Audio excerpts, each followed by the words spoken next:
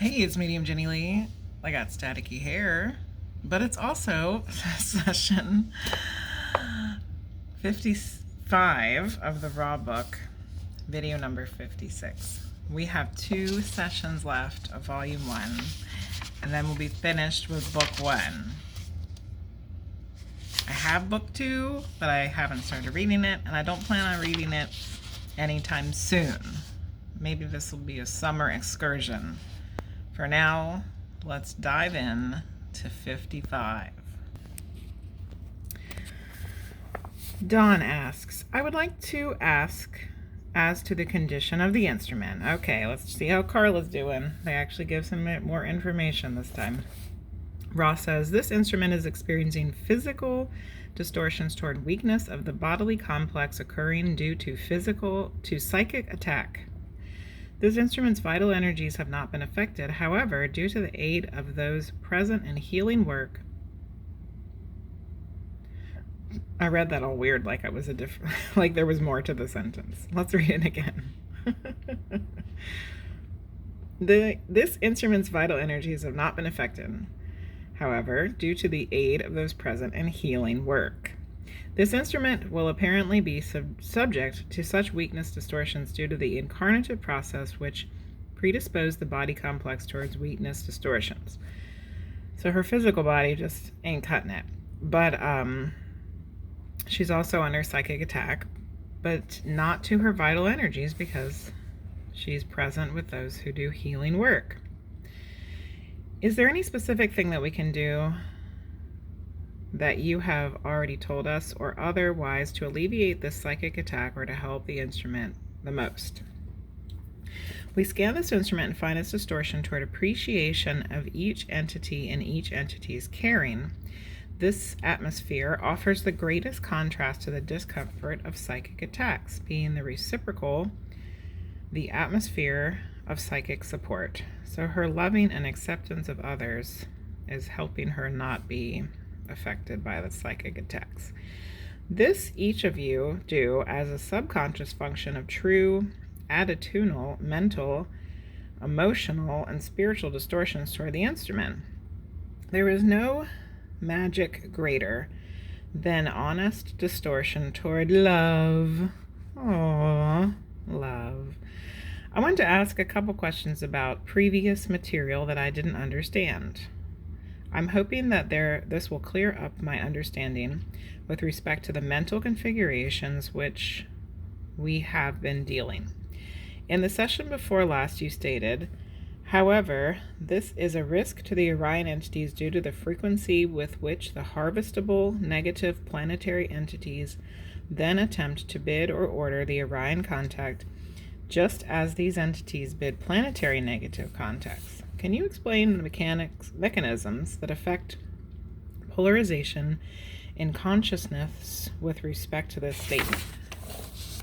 The negative polarization is greatly aided by the subjunction or enslavement of other selves. The potential between two negatively polarized entities is such that the entity which enslaves the other or bids the other gains in negative polarity. This entity, so bidden or enslaved in serving an other self, will necessarily lose negative polarity, although it will gain in desire for further negative polarization.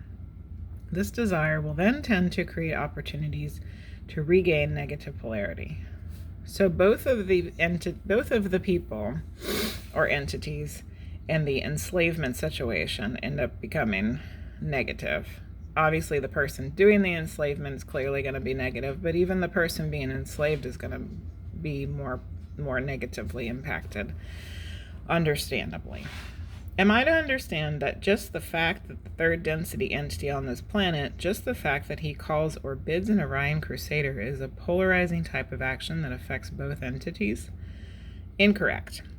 The calling mechanism is not congruent in the slightest degree with the bidding mechanism. In the calling, the entity which calls in a suppliant neophyte, which is a new convert. I had to look that up. Neophyte is a new convert. So in the calling, the entity which calls in a suppliant new convert, asks for aid and negative understanding. If you may excuse this misnomer, the Orion response increases in negative polarity as it is disseminating the negative philosophy, thereby enslaving or bidding the entity calling. So even just calling the Orion group, you get enslaved by them. That sounds like so much fun. There are instances when the contact becomes a contest, which is prototypical of negativity. In this contest, the caller will attempt not to ask for aid, but to demand results. Since the third density negatively oriented harvestable entity has at its disposal an incarnative experiential nexus, and since Orion Crusaders are in a great extent bound by the first distortion in order to progress, the Orion entity is vulnerable to such bidding if properly done. So somebody can call and say, hey, I want to know about this, and then they might get enslaved. But somebody might call and demand something, and if they do it in a certain way, the Orion group has to fall in line. In this case, the third density entity becomes the master, and the Orion Crusader becomes entrapped and can be bid. Wow, this is rare. However, when it has occurred, the Orion entity or social memory complex involved has experienced loss of negative polarity in proportion to the strength of the bidding third density entity. So some people can be real nasty, and they can even get the Orion group enslaved. Good Lord. Okay. You mentioned that this will work when the bidding is properly done. What did you mean? To properly bid is to be properly negative. The percentage of thought and behavior involving service to self must approach 99% in order for a third density negative entity to be properly configured for such a contest of bidding. They gotta be real nasty. What method of communication with the Orion entity would a negative bidder of this type use? Two most usual types of bidding are: 1, the use of perversions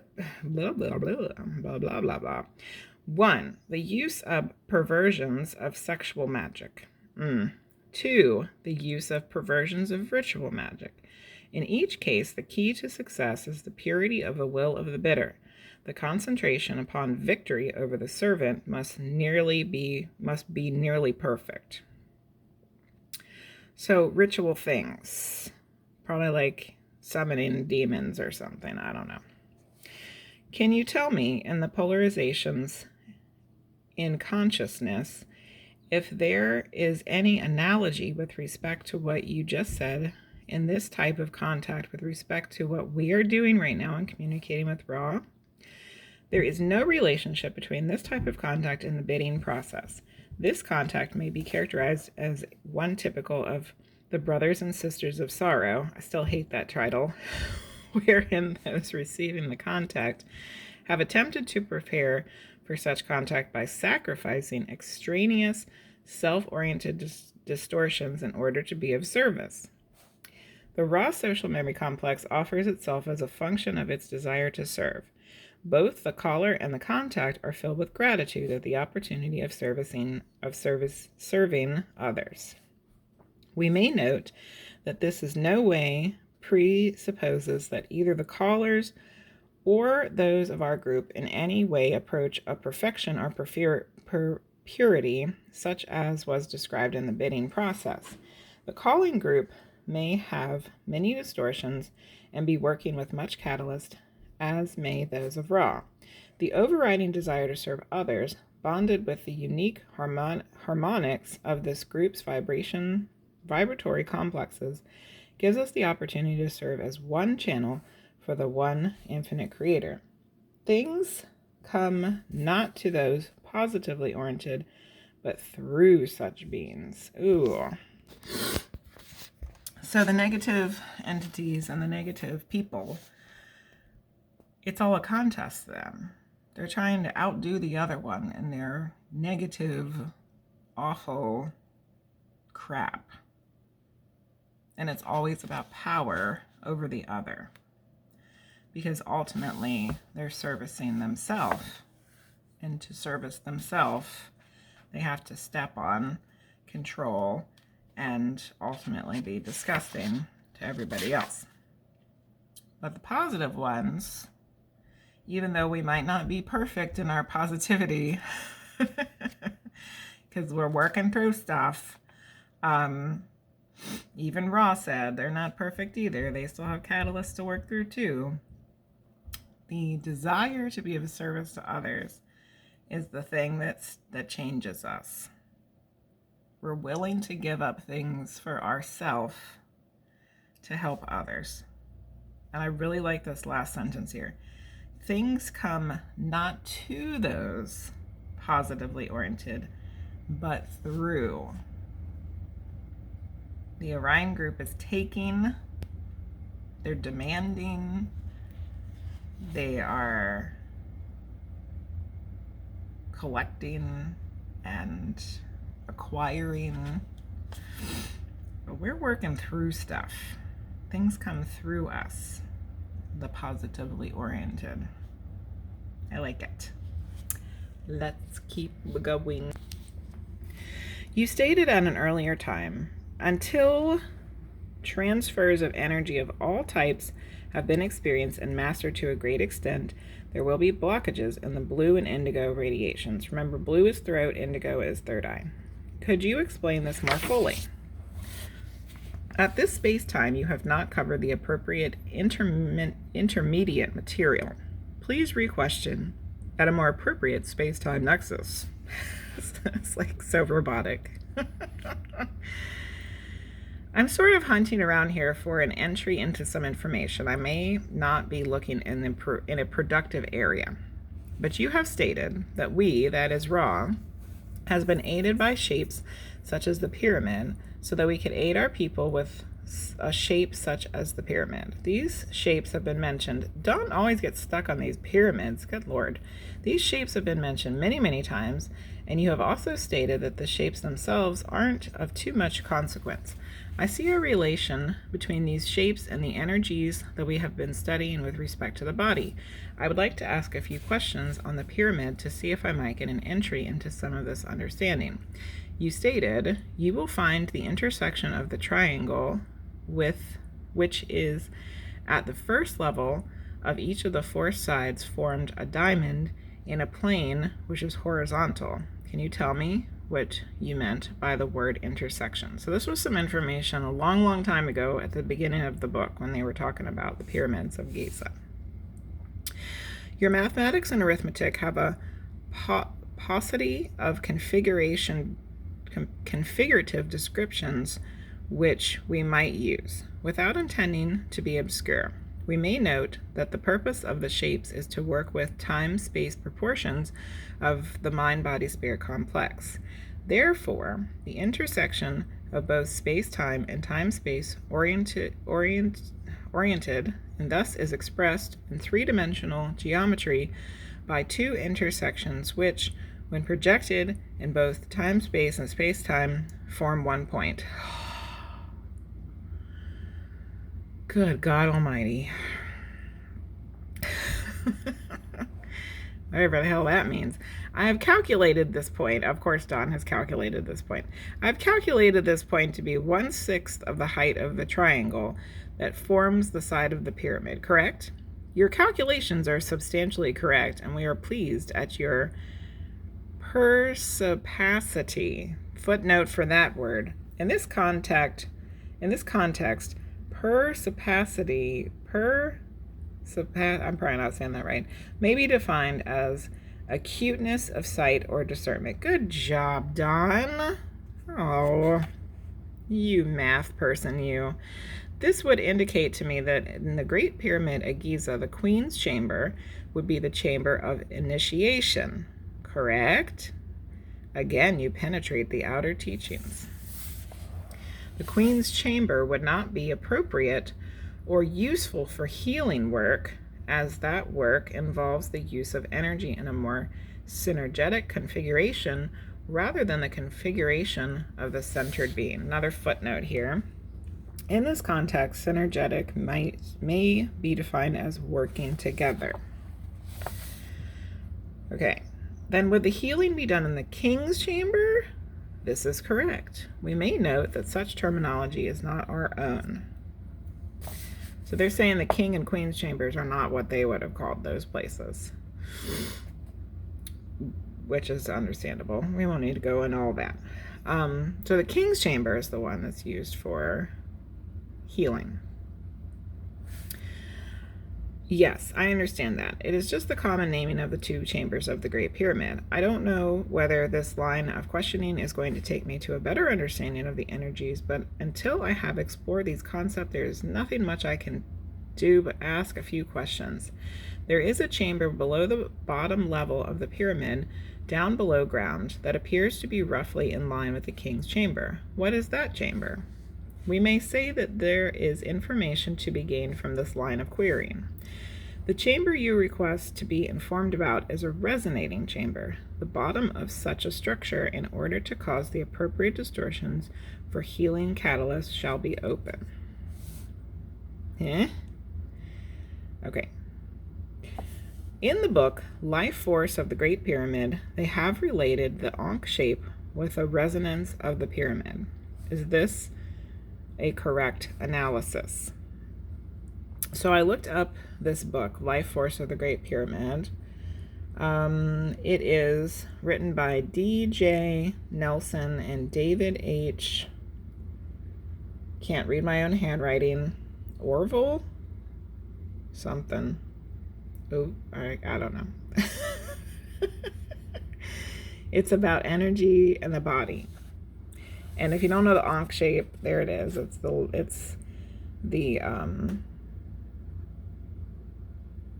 the symbol, life symbol in Egyptian.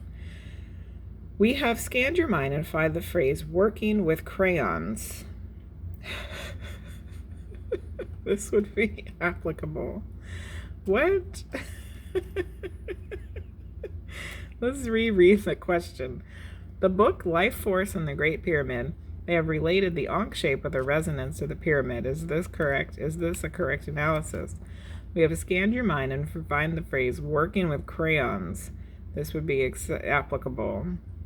There is only one significance to these shapes, such as the crux and sada, which is just another name for Ankh. Crux and sada. This is the placing in coded form of mathematical relationships. And then Don, how does Don even know all this stuff? Is the 70-degree 18 angle at the apex of the pyramid a crucial angle? For the healing intended, the angle is appropriate. So the angle does have something to do with it. Why does the king's chamber have the various small chambers above it? You must address this query more generally in order to explicate your specific question. The positioning of this entity to be healed is such that the life energies are in a position to be briefly interrupted or intersected by light. This light then may be the catalyst for the healer with the crystal manipulate the oral forces, as you may call the various energy centers, in such a way that the entity to be healed wills it so. Corrections may take place. Then the entity is reprotected by its own, now less distorted energy field and is able to go on its way. The process by which this is done involves bringing the entity to be healed to equilibrium. This involves temperature, barometric pressure, and the electrical charged atmosphere. The first two requirements are controlled by the system of chimneys. So they're controlling the temperature, the barometric pressure, by all of those holes that go in and out of the pyramid, the chimneys. That makes sense. So they're actually using light to intersect people's auric fields so that they can balance out the chakras and the energy centers and then reprotect them with their less distorted auric fields. Sounds pretty crazy. Does this healing work by affecting the energy centers in such a way that they are unblocked, so to perfect the 7 bodies that they generate and therefore bring the entity being healed into proper balance. The seven bodies were talked about previously, and they connect to the chakras, but they're different. This entity tires. We must answer in brief and state simply that the distorted configuration of the energy centers is intended to be temporarily interrupted, and the opportunity is then presented to one to be healed, to grasp the baton, to take the balanced route, and to walk thence with the distortions towards disease of mind, body, and spirit greatly lessened.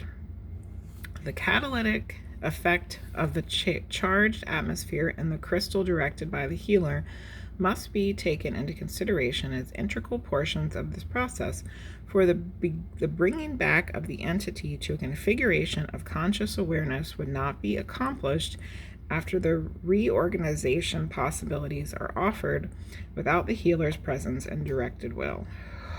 Whew. I was feeling all right on the first paragraph, and the second one was just a little too much. So, what are they talking about?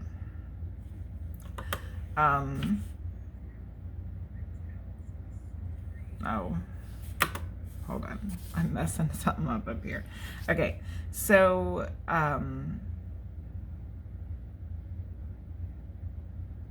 after someone has been healed through this pyramid process with the healer and the crystal and all that jazz, then it's up to the person who's been healed to continue to be balanced and have less distortions. Then this last paragraph here, the catalytic effect of the charged atmosphere and the crystal directed by the healer must be taken into consideration as integral portions of this process. So the healer and the crystal are really important in this particular healing process. For the bringing back of the entity to the configuration of conscious awareness would not be accomplished after the reorganization possibilities are offered.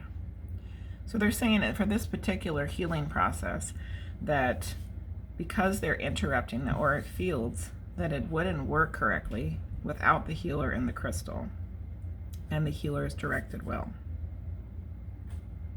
And that's the end of this session. It's pretty short. There's some weird stuff in this one. You know, we're talking about negative and positive. Talking mostly about the negative stuff here because, and it gets brought up because Carl is still under psychic attack from all those Orion assholes. So they talk a lot about the Orion group and how people interact with them, and then it talks some about the positively oriented, and then Dawn wants to know about the pyramid and what that means and how is it used for healing. And that's really it for session 55. So we only have one more to go, and it's really short. So I'm just going to record it right now. But we're going to separate it. This is going to be its own video. 56 will be its own video. I can't say that I'm not excited to be finished with this. This has been a long process. I mean, I started it over the summer, in like June or July, and now it's January. So it's been probably about 6 months that I've been working on these videos, and I'm kind of ready to do something else. But this, I don't know. I'm going to leave all the things that I want to say about this book to its own video, because I'm going to do a woo-woo book review for this. So I'll zip it. Say no more. We'll talk about that later. For now, I hope that you enjoyed this video. If you did, don't forget to give it a thumbs up. If you haven't subscribed already, please do. If this is the first raw video you've seen, you probably need to go back and watch them all in order, because the stuff is barely understandable. And if you don't watch them in order, you really won't know what the hell's going on. I appreciate everybody watching these, and thanks. And I'll see you later. Bye-bye.